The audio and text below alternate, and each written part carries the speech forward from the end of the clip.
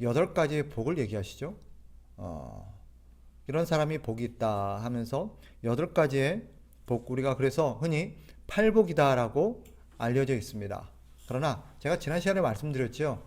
8가지의 복을 말한다기보다도 이런 하나님의 복을 받은 사람의 삶이 어떠한가를 이 8가지의 모습으로 나타내고 있다라고 이해를 하는 것이 좋습니다. 그래서 그리스도인은 이런 8가지 복을 받구나 라고 이해하시기보다도 우리 복을 받은 그리스도인은 이런 모습들이 나타나는구나, 그 대표적인 것이 이 8가지의 모습으로 나타나고 있다라고 볼 수 있죠. 그 중에서 지난주에 4가지를 했었어요. 오늘은 그 5번째 모습이라고 할 수 있는 긍휼히 여기는 자의 모습에 대해서 한번 살펴보겠습니다. 긍휼히 여기는 자, 즉 하나님의 복, 이 복이 뭐라 그랬어요? 하나님의 나라, 하나님의 백성이 되는 복이라고 그랬죠. 하나님의 나라, 하나님의 백성이 되는 자들에게는 그 자체가 복이에요. 그런 복을 받은 사람들은 어떤 모습으로 나타납니까? 심령이 가난해요. 그리고 애통해요. 그리고 온유합니다. 그리고 의에 주르고 목이 마릅니다. 그런데 오늘 본문에 보면 또 한 가지 긍휼히 여기는 자다라고 표현하고 있어요. 긍휼히 여기는 자. 긍휼히 여긴다는 게 뭐냐? 긍휼은 다른 사람을 불쌍히 여기는 마음입니다. 다른 사람을 불쌍히 여기는 마음. 뭘 어떻게 불쌍히 여긴다는 말인가? 성경에서 물론 모든 종류의 인간에 대한 불쌍함을 내포하고 있지만 크게 2가지의 의미를 함축하고 있다고 보면 돼요. 뭘 불쌍히 여기느냐? 첫째는 죄로 인해서 죽을 수밖에 없는 그 불쌍한 영혼에 대한 긍휼함입니다. 결국 예수 안 믿고 죄를 지어서 그 죄로 말미암아 죽으면 어떻게 돼요? 심판을 받아서 지옥에 갈 수밖에 없어요. 그런 영혼들을 바라보면서 그 마음속에서 타오르는 안타까움, 그래서 그 영혼을 향해서 나타나는 불쌍한 마음, 그 마음이 뭐예요? 긍휼함이에요. 그래서 신자에게 주신, 뒤에 제가 다시 말씀드리겠습니다마는 우리 신자에게 주어진 그 마음 중에 하나가 뭐예요? 상대를 긍휼히 여기는 마음이에요. 왜? 그 사람이 나한테 뭘 해줘서가 아니라 그 사람이 나에게 뭘 한 거하고 상관없이 그 영혼 자체에 대해서 느끼는 마음이에요.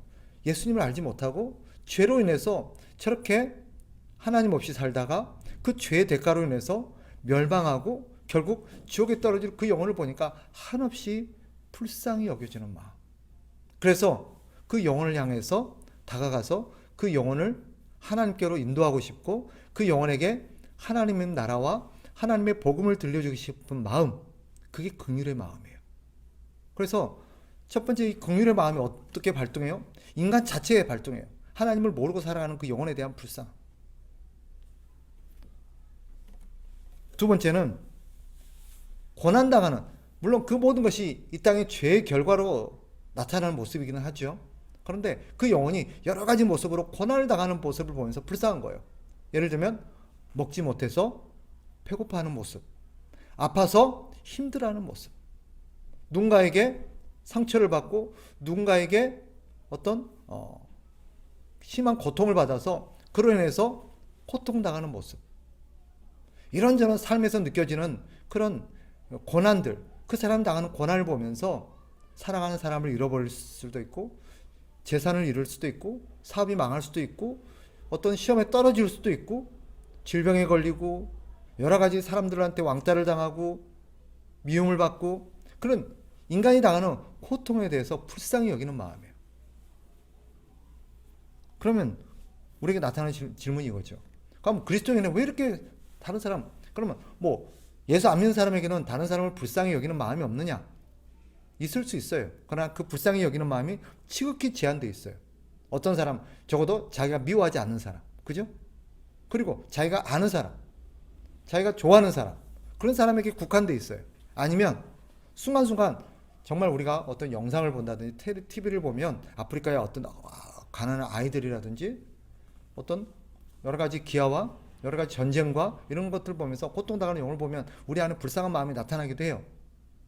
그러나 그것은 지극히 제한적인 거예요. 그런 경우에만.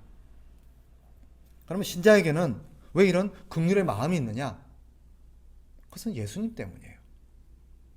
우리가 하나님으로부터 예수님을 통해서 그런 긍휼히 여기는 마음을 경험했기 때문이에요.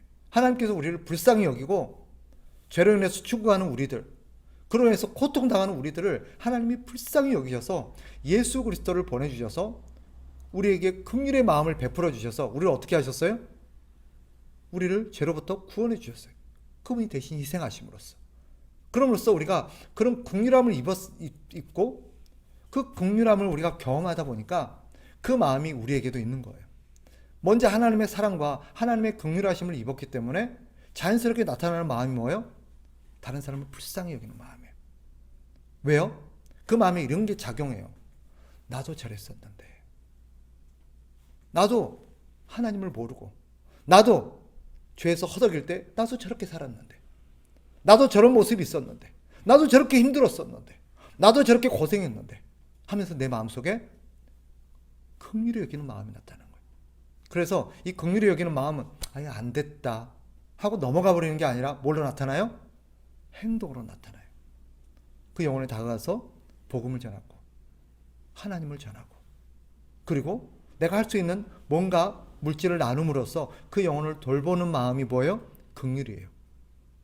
긍휼은 단지 어떤 불쌍한 상황이나 TV를 보면서 아이고 안 됐다 어쩌니 그러고 넘어가는 마음이 아니에요. 내 마음속에서 긍휼의 마음은 뭐예요? 그 불쌍한 마음이 내 몸과 마음을 넘어서서 내 손발로 나타나요. 견딜 수 없는 마음. 그래서 사람이니까 때로는 밉다가도 혹은 그냥 넘겨버리고 그냥 무시하고 싶은데 자꾸 마음속에 생각이 나고 자꾸 마음속에서 일어나고 자꾸 마음속에서 견딜 수 없게 해요. 그게 뭐예요? 긍휼히 여기는 마음이에요. 그런 사람은 어떻게 된대요? 긍휼히 여김을 받을 것이며. 사실 이것은 어떻게 보면 거꾸로 생각해야 돼요. 우리가 그런 긍휼의 여김을 받았기 때문에 우리에게 그런 긍휼이 나타난 거예요. 우리가 그렇게 긍휼히 여기면 사실은 하나님 우리를 그렇게 긍휼히 여겨주신다 조건부가 아니라 하나님 먼저 우리를 긍휼히 여겨주셨기 때문에 우리가 그렇게 긍휼히 여기는 거예요. 이것이 그리스도인에게 나타나는 하나의 마음입니다. 이게 하나님 나라 백성의 마음의 상태예요. 그래서 내 마음속에 내가 영혼을 바라보면서 긍휼히 여기는 마음이 있나? 우리 자신을 돌아봐야 돼요. 그렇지 않으면 내 영혼이 뭔가 문제가 있는 거예요. 여섯 번째 8절로 갑니다. 무엇입니까? 이번에는 마음이 청결한 자라고 되어 있어요. 마음이 청결한 자. 마음의 청결은 뭐냐? 마음이 깨끗하다는 거죠. 마음이 깨끗해요. 깨끗하다는 것은 뭐냐? 이것은 쉽게 말하면 우리가 이렇게 생각할 수 있어요. 청소를 해서 더러운 것들이 싹 사라졌다는 거죠. 내 마음에 그래서 죄가 완전히 사라진 상태, 그걸 말하는 게 아니라 내 안에 있는 죄로 오염된 여러 가지 세상 것들이 가득 차 있었는데 그런 것들이 비워진 상태입니다. 청결함. 그래서 내 안에는 죄가 빚어놓은 찌꺼기들이 많이 있었어요. 죄 때문에. 죄가 내 마음에 찌꺼기들을 만들어서 내 안에 찌꺼기가 가득 찼었어요. 그 찌꺼기가 뭐예요? 욕심, 미움, 탐욕, 어떤 욕심들이에요. 욕심들. 특히 세상의 명예와 인기와 물질과 쾌락과 이런 것들을 소유하고 싶고 그런 곳에서 행복을 찾으려고 하고 그런 곳에서 만족을 찾으려 하는 그런 마음들, 이게 예수 믿기 전에 우리의 마음입니다. 그런데 어떻게 된 거예요? 우리 주님이 그분의 십자가를 통해서 그분의 보혈로 우리의 영혼을 씻어줌으로써 우리의 영혼을 청소함으로써 우리의 마음속에 있는 그런 세상에 대한 욕심과 허영심 이런 것들이 청소가 된 거예요. 완벽하게 청소가 되진 않았지만 우리 안에 그것이 비워짐으로써 우리가 깨끗하게 되는 거예요. 그리고 그 자리를 우리 주님이 들어와서 채우시는 거예요. 이 청결의 마음은 주님을 만난 사람에게 나타나는 특징입니다. 왜냐하면 봐봐요. 우리가 안 좋은 안 좋은 장난감이나 안 좋은 별로 안 좋은 것을 갖고 놀거나 보다가 정말 좋은 걸 보면 어떨까요? 그 안 좋은 게 더 이상 좋아 보이지가 않아요. 만약에 우리가 정말 허름하고 안 좋은 그런 어떤 다 쓰러져가는 초가집에 살았다고 칩시다. 그러다가 어떤 새로운 집에서 한번 살아보게 됐다 쳐요. 더 좋은 집에. 그러면 과거의 집이 만족이 될까요? 안 되는 거예요. 이것은 우리가 주님을 만난 이후에 주님이 너무 귀하고 너무 아름답고 너무 좋고 너무 고귀하기에 그 주님으로부터 모든 좋은 것들이 온다는 걸 깨닫고 더 이상 세상 것으로 만족이 안 되는 마음이에요. 그래서 이것은 주님께 사로잡힌 마음의 상태다라고 표현할 수도 있습니다. 주님이 아니고서는 만족이 안 되고 주님이 아니고서는 안 되는 거예요. 왜? 그 마음속에 이미 주님이 안에 들어와 계시기 때문이에요. 그래서 마음이 청결한 자는 쉽게 말하면 어떤 상태로 이해하면 돼요? 세상 욕심을 내려놓고 세상의 것들을 탐하지 않는 그런 마음의 상태를 말하는 겁니다. 이런 사람은 욕심이 없으니까 뭐가요? 삶이 깨끗해요. 그러니까 정직으로 나타나죠. 아무리 좋은 걸 있어도 내게 아니면 어떻게 돼요? 손대지 않아요. 가져가도 모를 것 같은데 그래도 안 가져가요. 탐내지 않아요. 왜? 내 마음에 그런 욕심들이 없으니까. 이게 마음의 청결한 상태입니다. 그래서 마음이 청결하지 않는 자는 어떤 자예요? 그 안에 죄의 찌꺼기들, 즉 욕심이 가득 차 있는 사람입니다. 이런 사람들은 막 계속해서 세상의 것을 가지려고 하고 가져도 만족이 안 돼서 더 가지려고 하고 심지어는 가져도 부족하니까 어떻게 해요? 남의 것까지 빼앗는 거예요. 불법적으로 그런 것들을 막 가져오는 거예요. 가져서는 안 될 것까지 막 가져오는 거예요. 왜? 내 안에 죄의 욕심들이 가득 차서. 그러나 청결한 사람은 그 모든 것들을 비워내고 오직 주님으로 가득 차 있기 때문에 세상에 대한 욕심들이 사라진 사람입니다. 그러니까 이런 사람들은 정직함으로 나타나요. 깨끗함으로 나타나는 거예요, 삶이. 이게 그리스도인들입니다. 그래서 그리스도인들은 정직한 사람으로 항상 알려지는 이유 중에 하나가 그런 것입니다. 자, 7번째입니다. 9절로 가봅시다. 자, 이번엔 어떤 사람입니까? 화평하게 하는 자입니다. 화평하게 하는 자. 화평하게 한다는 게 뭘까요? 이것은 예수님이 하신 일을 말하는 거죠. 이것은 다른 말로 하면 우리가 익숙한 표현으로 하면 화목하게 하는 것입니다. 즉 하나님과 원수된 우리를 예수님께서 화목하게 하셨죠. 그리고 사람과 사람 사이의 원수 관계를 예수님이 화목케 하셨어요. 어떻게 화목하게 하셨을까요? 당신이 대신 죽음으로, 당신의 목숨으로, 당신이 희생함으로 하나님과 우리 사이를 다시 화해시킨 거예요.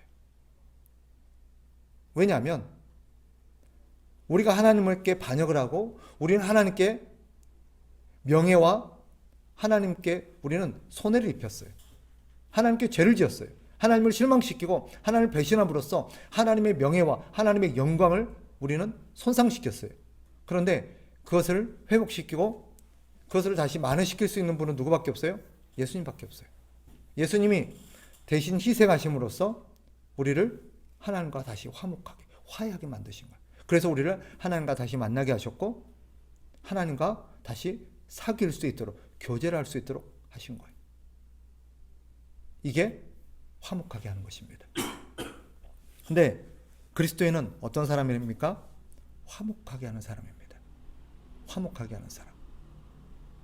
그래서 우리가 예수님이 우리를 하나님과 화목하게 하시고 사람과 사람을 화목하게 하셨던 것처럼 우리 역시 예수님을 닮아서 어떻게 하는 거예요? 하나님과 사람을 화목하게 만들고 사람과 사람을 화목하게 만드는 사람이 우리예요. 이게 그리스도인입니다. 그래서 그리스도인은 하나님을 알지 못하는 사람들을 하나님과 화목하게 하는 사람이에요. 그들에게 하나님을 소개하고 그들이 다시 하나님과 화해하게 만들고 하나님을 섬기게 만드는 것이 그리스도인의 특징입니다. 또 사람과 사람 사이에도 서로가 사이가 안 좋을 수 있잖아요. 그죠? A라는 사람과 B라는 사람이 사이가 안 좋아요. 그러나 그리스도인은 어떻게 합니까? 화목하게 하는 사람입니다. 화목하게. 그럼 어떻게 화목하게 할 수 있을까요? 내가 희생함으로써, 나를 희생함으로써 다른 사람을 화목하게 만드는 것. 예를 들면 하나님과 우리 사이를 화목하게 하려면, 하나님과 다른 사람을 화목하게 만들려면 어떻게 해야 돼요? 우리가 그 사람으로 하여금 하나님을 믿고 섬길 수 있도록 어떻게 해야 돼요? 우리가 희생해야 돼요. 어떻게? 시간을 내야 되고, 그에게 하나님의 사랑을 실천해야 되고, 나눠야 되고, 그죠? 계속해서 인내하고 참으면서 그 사람에게 하나님이 어떤 분인지 계속, 때로는 그 사람이 어떻게 할 수 있어요? 우리한테? 흔히 그런 거 하잖아요. 뭐 하나님 믿으면 뭐 밥 먹여주나, 쌀이 나오나, 밥이 나오나, 아니면 우리에게 모욕적인 말을 할 수도 있고, 우리에게 상처가 되는 말을 할 수도 있어요. 근데도 뭐 하는 거예요? 내 명예, 내 자존심, 내 모든 것들을 희생해 가면서 이 사람을 하나님과 화목하게 만드는 거예요. 사람 사이도 마찬가지예요. 둘이 싸워요. 서로 화목하게 만들어요. 근데 둘이 싸우는 이유는 뭐예요? 대부분 한 사람이, A라는 사람이 B라는 사람과 싸우는 이유는 A라는 사람이 B라는 사람에게 뭔가 손해를 입혔거나 상처를 줬기 때문이에요. 그러니까 싸우는 거죠. 그죠? 그러면 어떻게 화해를 시켜요? 역시 마찬가지예요. 이 사람 찾아가고 저 사람 찾아가면서 서로에게 계속 중재를 해가면서 내 시간과, 필요하다면 내 물질과, 필요하다면 내 모든 자존심, 내 모든 것들을 내려놓고 서로 화목하게 만드는 사람이 어떤 사람이에요? 그리스도인이에요. 그래서 그리스도인은 화목하게 하는 직분을 가진 사람이다라고 성경은 말합니다. 이렇게 화목하게 하는 사람이 어떤 사람이래요? 하나님의 아들이래요. 9절 봐요. 화평하게 하는 자는 복이 있나니 그들이 하나님의 아들이라 일컬음을 받을 것이며. 거꾸로 하면 어떻게 돼요? 그들이 하나님의 아들이기 때문에 다른 사람들을 화목하게 만든다라는 뜻입니다.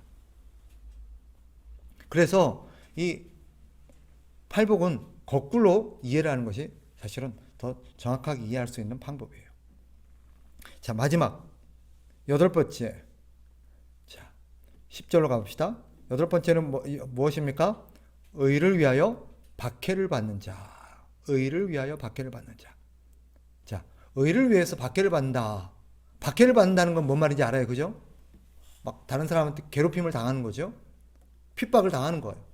근데 의를 위해서 핍박을 받는다는 게 뭐냐? 그게 무엇인지 그 뒤에 하나님께서 설명해 놓으셨어요. 11절 봐요. 이렇게 말하죠. 나로 말미암아 너희를 욕하고 박해하고 거짓으로 너희를 거슬러 모든 악한 말을 할 때에는 너희에게 복이 있나니. 자, 봐요. 의를 위하여 여기서 박해를 받는다. 의를 위하여 박해를 받는 자라고 했는데 11절에는 뭐 때문에 박해를 받아요? 나로 말미암아 박해. 나가 누구예요? 그렇죠. 하나님. 예수님이시죠. 그죠? 그러니까 의를 위하여 박해를 받는다는 것은 바로 예수님을 위해서 박해를 받는다는 뜻입니다. 즉 하나님의 뜻을 이루고 하나님의 말씀대로 살고 예수님을 전하고 예수님을 믿음으로 인해서 내가 예수 믿고 예수님 말씀대로 살아가면서 느껴지는 박해입니다. 그래서 예수님은 그 박해를 뭐라고 표현해요? 나 때문에 받는 박해래요. 우리가 예수님을 믿기 때문에 예수님 말씀대로 살려고 했는데 박해를 받을 때 우리 주님은 어떻게 그걸 이해해요? 아, 네가 나 때문에 박해를 받았구나. 네가 나 때문에 박해를 받았구나. 라고 이해하십니다. 이게 바로 의를 위하여 박해를 받는 자예요. 그런 자들이 누구입니까? 천국이 그들의 것입니다. 즉 천국 백성들이에요. 하나님 나라의 백성들의 특징이 바로 그런 것입니다. 이들은 뭐 때문에 박해를 받아요? 나쁜 짓 하다가 걸려서 박해받는 게 아니고 박해받을 짓을 해서 박해받는 게 아니라 예수님을 믿고 예수님 말씀에 순종하면서 받는 박해를 말하는 거예요. 그때 우리 주님께서 그렇게 박해받는 자들을 너는 역시 내 백성이다. 우리가 박해를 받는 이유는 예수님의 백성이기 때문이에요. 하나님 나라 백성이기 때문이에요. 그래서 박해를 받는 거예요. 그런데 결과적으로 이 모든 것들 우리가 그런 박해를 받을 때 복이 있대요. 그래서 어떻게 하래요? 12절 기뻐하고 즐거워하라. 하늘에서 너희의 상이 큼이라. 너희 전에 있던 선지자들도 이같이 박해하였느니라. 즉 하나님의 백성들은 이렇게 박해를 받아왔다라는 거예요. 왜? 하나님의 이 선지자들이 뭐 하는 사람이에요? 하나님의 말씀을 전하는 사람이잖아요. 하나님 말씀을 전했다가 하나님 말씀 전하러 갔다가 맞기도 하고 하나님 말씀 전하러 갔다가 거기서 죽임을 당하기도 해요. 그게 의를 위하여 박해를 받는 거예요. 그들이 그렇게 하는 이유 뭐예요? 예수님 때문에. 예수님을 위해서. 예수님 말씀에 순종하려고 그렇게 했던 거예요. 그래서 우리가 이런 삶을 살 때 내가 예를 들어서 나쁜 짓 하다 박해를 받은 것은 슬픈 일이죠. 그러나 그것은 우리가 기뻐할 일이 아니죠. 슬퍼야 될 일이에요. 그러나 우리가 예수님을 믿고 예수님 말씀대로 내가 천국 백성이 되고 나서 내 마음속에 어떤 생각이 들어요? 나는 이제 하나님의 백성이니까 하나님 말씀대로 살아야지. 하나님을 기쁘시게 하면 살아야지. 나 이제 그렇게 살 거야 라고 각오하고 결심하고 그렇게 이제 행동했더니 사람들이 자꾸 나를 막 조롱하고 놀리고 심지어는 나에게 어떤 손해를 가할 때도 있어요. 그때 성경은 어떻게 하래요? 슬퍼하고 괴롭지요. 물론 속상하기도 하고 그러나 기뻐하래요. 이 기뻐한다는 게 뭐예요? 이런 뜻이에요. 내가 하나님 백성이긴 백성이구나. 내가 이렇게 주를 위해서 이렇게 살아가는 모습을 보면서 우리 하나님이 기뻐하시겠지? 우리 하나님이 나를 보면서 자랑스러워 하실 거야. 그런 생각을 하면서 기뻐하라는 거예요. 이것이 천국 백성의 모습이다라는 것입니다. 자, 정리해보면 이 8가지 이 복된 삶의 모습은 사실 우리 예수 그리스도의 모습이죠. 우리 주님이 이렇게 사셨어요. 우리 주님에게서 나타나는 모습이었어요. 그런데 이제 그 모습이 바로 우리의 모습이 되어야 되는 것입니다. 왜? 그것은 우리의 주인이시요 우리의 스승이신 예수 그리스도의 모습이었고 우리가 본받았고 닮아가야 될 모습이기 때문입니다. 그리고 우리는 이제 그렇게 살도록 새롭게 거듭난 하나님 나라 백성이기 때문이에요. 하나님 나라의 백성인데 하나님의 나라가 백성임으로도 불구하고 하나님의 말씀대로 살지 않고 하나님께 순종하지 않는다? 그건 정상이 아니죠. 그래서 우리는 이 8가지 모습을 통해서 이것이 우리의 거울이 돼야 돼요. 과연 나는 마음이 가난한가? 심령이 가난한가? 나는 애통하는가? 나는 온유한 자인가? 나는 의에 줄이고 목마른 자인가? 나는 긍휼히 여기는 자인가? 나는 마음이 청결한 자인가? 나는 화평하게 하는 자인가? 나는 의를 위하여 박해를 받는 자인가? 이런 8가지 모습들이 내 안에서 나타나고 있는지 우리는 생각하면서 그렇지 않다면 뭔가 잘못됐구나 하는 생각을 하며 살아야 될 것입니다. 바라기는 이 모습들이 저와 여러분의 삶에서 이렇게 나타나기를 주의 이름으로 축복합니다.